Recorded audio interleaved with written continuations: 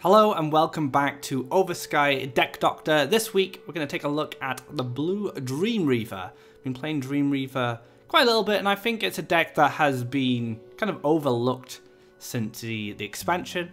I wanted to revisit it and see where it stood as far as a competitive deck goes, but as a deck in general. And I've been playing this build recently and I've been enjoying it. It's a lot of fun.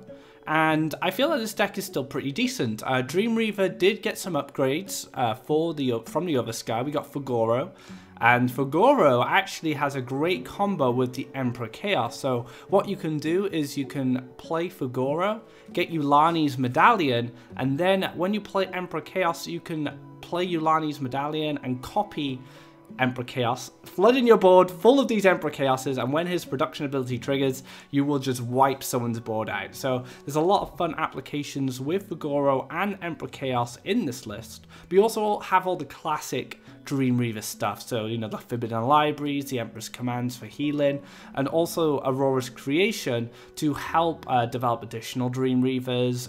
Aurora, for example, you can empower your creatures and then copy her. And there's also the Emperor himself, Emperor Chaos, and Faeria, so lots of great Aurora Creations targets in this list. So let's take a look at the deck and see what the cards do. Our first set of cards are your core creatures. You want to see these in the early game to establish board presence and also collect Faeria. Battletoads is an event that develops two 2/2 jumpers, very good for Faeria collecting, but also has great synergies with cards like Mirror Phantasm and Aurora, so you can turn these Battletoads into real threats. Water Elemental is just a great card in general, a jumper, so very good at collecting, but also develops that additional lake. Now Dream Reaver demands a lot of lakes, you need 7 lakes in order to play the card, so Water Elemental is going to help in getting those lakes down and making sure you can play a lot of the cards in the deck.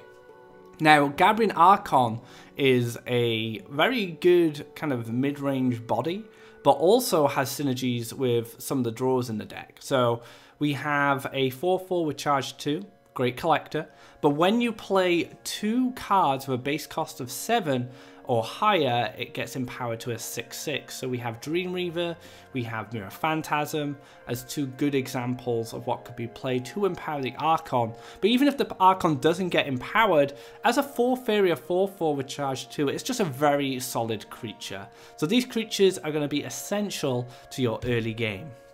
The deck actually packs 2 forms of transformation, 2 copies of each. Frogify is going to be your kind of go-to soft removal. If you need to get rid of a big threat, you're going to Frogify it and then take care of it, or just leave it there, depending on what the situation is.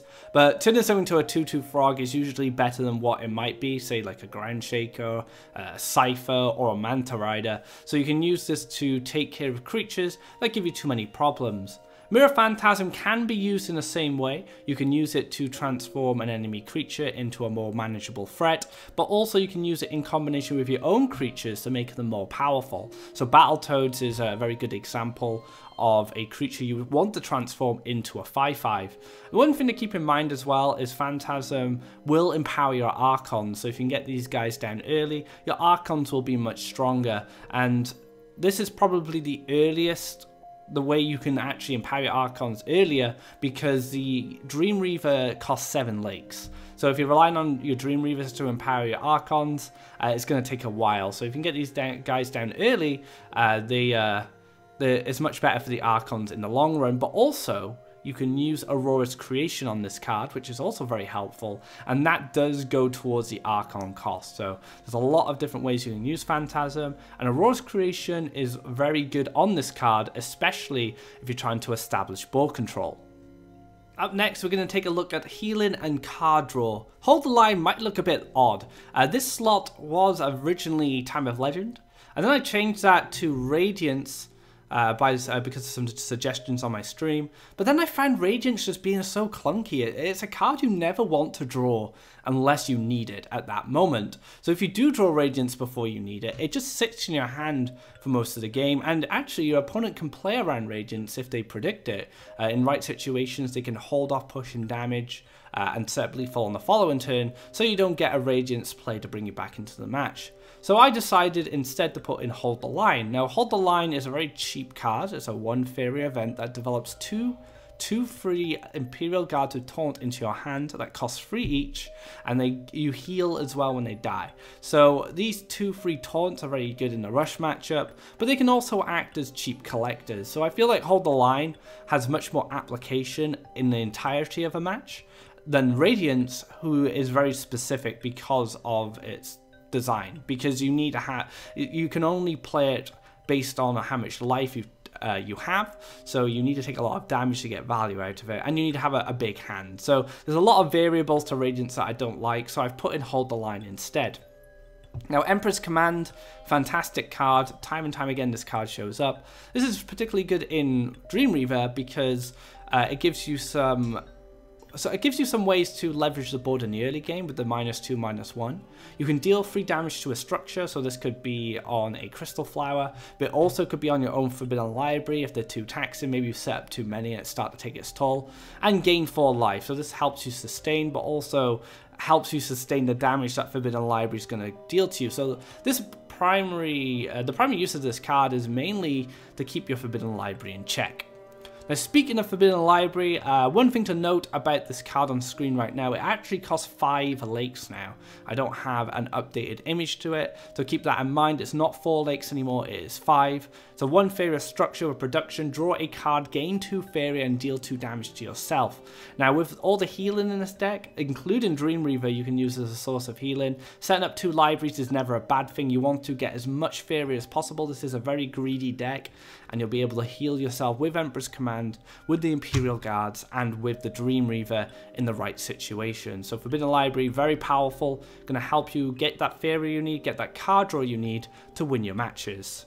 So now we're going to take a look at the legends in the deck. We have Aurora Mythmaker, fantastic synergy with any creature really. Battletoads in particular is a great one, turn it into a 6/6 with jump. Water Elementals, Archons as well, you can use Aurora on her and on them. You can also use Aurora on herself if you use Aurora's creation to copy the Mythmaker, and you can empower Aurora from a 1/1 to a 6/6, which is very powerful. So Aurora has fantastic applications in the early to mid game, and with Aurora's creation you can copy her and, you know, continue to take control of the board. Now, Emperor Chaos is the interesting one. Now, Emperor Chaos is featured most in Dream Reaver lists. I remember Lou developed a Dream Reaver build with the Emperor Chaos, and I'm not too sure about this card yet. I feel like it has potential, but it requires a lot of setup. But I don't mind it being in Dream Reaver because Dream Reaver already has a really strong win condition, and this just gives you an additional threat that your opponent must answer and respect. And I can get on board with that, especially for 5 Faeria. So when you gain Faeria at the start of your turn, if you have Emperor on the board, you will give all enemy creatures -1 attack. Then destroy all enemy creatures with 0 attack. So one of the combinations you can use with this is Aurora's creation to create multiple Emperors.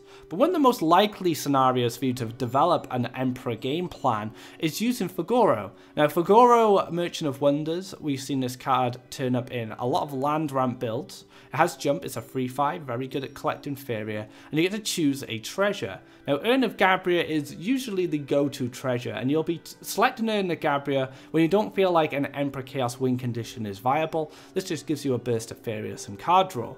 The Crystal Dragon can help in situations, but it's probably the least used of all the treasures. Whereas the Yulani's Medallion is where things start getting interesting. So Yulani's Medallion transforms all creatures into one that you control on board. So if you control a bunch of Battletoads, maybe an Archon, and Emperor Chaos, you can transform your entire board into Emperor Chaoses, and then at the start of your turn, they will all trigger off and then just wipe the board. So there's a very powerful combo with these 2 Overky cards. I'd definitely check it out. Another thing you can do with a Yulani's Medallion as well, if you have a Dream Reaver on board, you can turn your board into Dream Reavers. That is pretty scary. 7/10 creatures are nothing to laugh at. You know, they can have a lot of pressure. You can apply a lot of pressure with these multiple Dream Reavers, but it can be very hard for decks like Mono Green or Mono Red to manage so many 7/10s on board. So Fagoro has a lot of wonderful applications in this deck, and I feel like just adding Chaos as a one-off, it's a legendary anyway, is worthwhile because you can get some really fun combos off. Last but not least, we have the win conditions of the deck. We've already talked about Aurora's creation and some of that combos, but Ninja Toad is a piece of removal. So you can use it as a 3-2, kind of like a wind soldier, which is always very handy, but also will help you finish off your opponent from a hit with Dream Reaver and then using the Ninja Toad to get the last 3 damage in. Now, previous builds of Dream Reaver have used Gabriel Enchantment, along with stuff like Sturdy Shell, and that's a different route you can take if you want to build Dream Reaver that way. But personally, I feel that Enchantment can be a bit situational, and I feel that the Ninja Toad line, or just kind of that route, is more proactive, because then you can use Ninja Toad as a way to control the board. So I prefer this version, personally, at the moment, but be sure to try out the Enchantment version if you're curious about it. Now, Aurora's Creation, fantastic card in this build, that's why there's 3 of. You have so many good targets. Chaos, Fagoro, Dream Reaver, you can copy Archons, you can copy Phantasms, you can copy Aurora the Mythmaker. There's so many good targets for Aurora's Creation, and you're going to have to get creative in your matches in finding ways to utilize it the most. So Aurora's Creation is going to have some fantastic applications, and I'm hoping I can show you some of these in Deck Pilot. Now, Dream Reaver is what the deck is built around. A 7/10 with dash free, gives set a God's life to 10. This sets up lethal with like Ninja Toad, and Ninja Toad with the Dream Reaver will give you the win.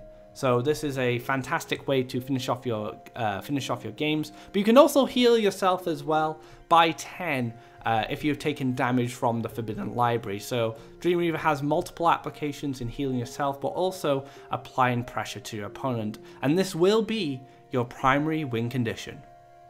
Now we're taking a look at the cards, let's take a look at the Mulligan. Mulligan's pretty straightforward, and I talked about this a bit earlier. You want your core early game creatures in your opening hand, so Battletoads, Gabriel Archon, and the Water Elemental are great. Water Elemental, especially if you're on the Explore, you can go Lake into Explore, into Water Elemental, into Lake, and set up a turn 1 Harvester. So if you're on second turn 2, like, I definitely prioritize Water Elemental, but Battletoads and Archon are also great picks. Now, your other cards you could opt for in the Mulligan are cards to support your early game creatures. Emperor's Command is really good. You can reduce the attack and life of an enemy creature, and that will allow your Archons or your Water Elementals to clear them. Aurora the Mythmaker is to empower your smaller creatures and tackle bigger threats like Cypher and Groundshaker.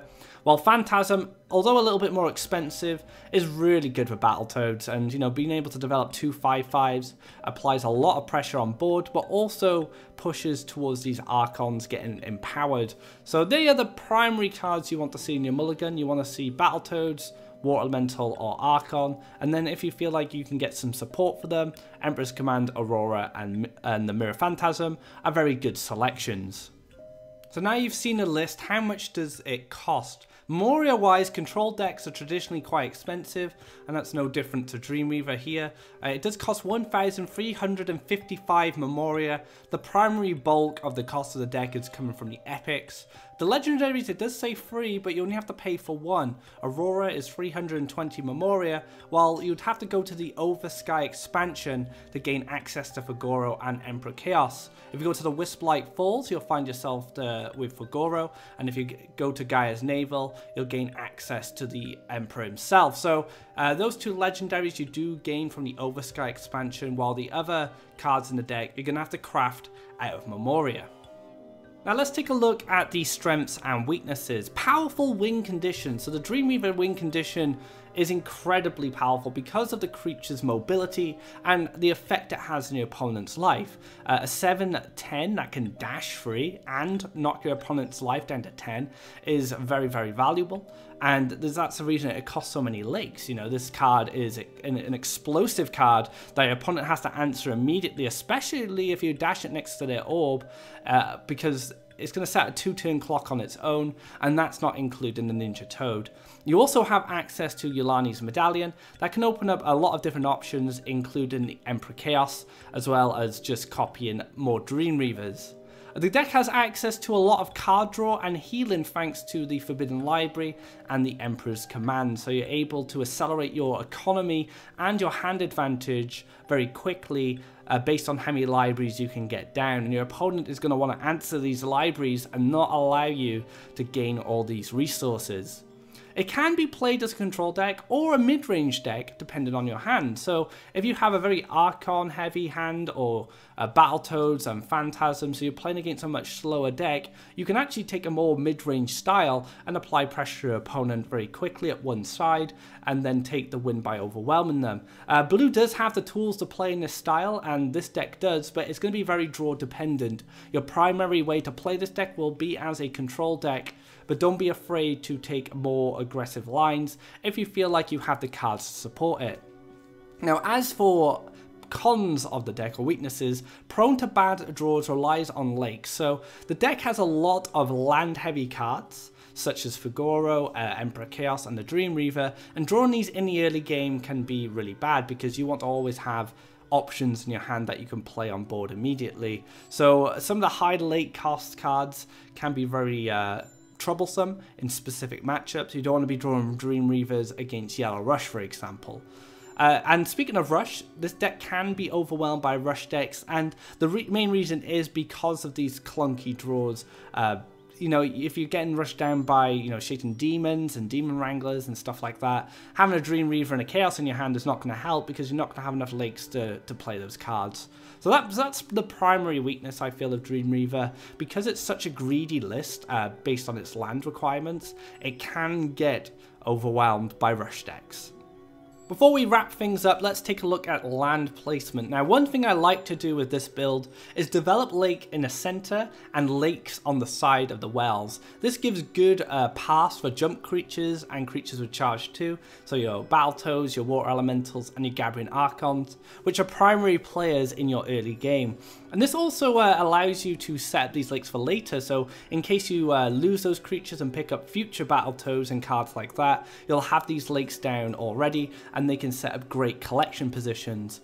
Eventually, you're going to want to develop aggressive lands towards your opponent.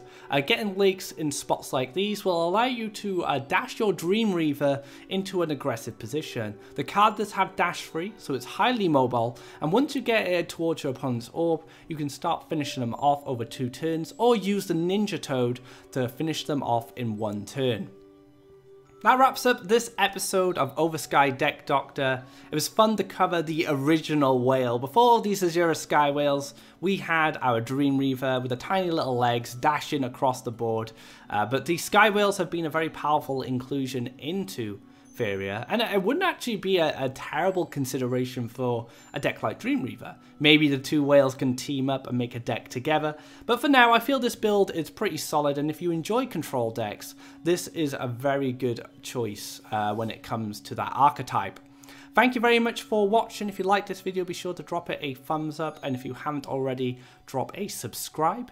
I did a card spotlight this week on the Scourgeflame Spectre, so if you'd like to see what kind of decks are cooking around for the Overky for that card, be sure to check it out. Thanks again, guys, and enjoy Mono Blue Dream Reaver.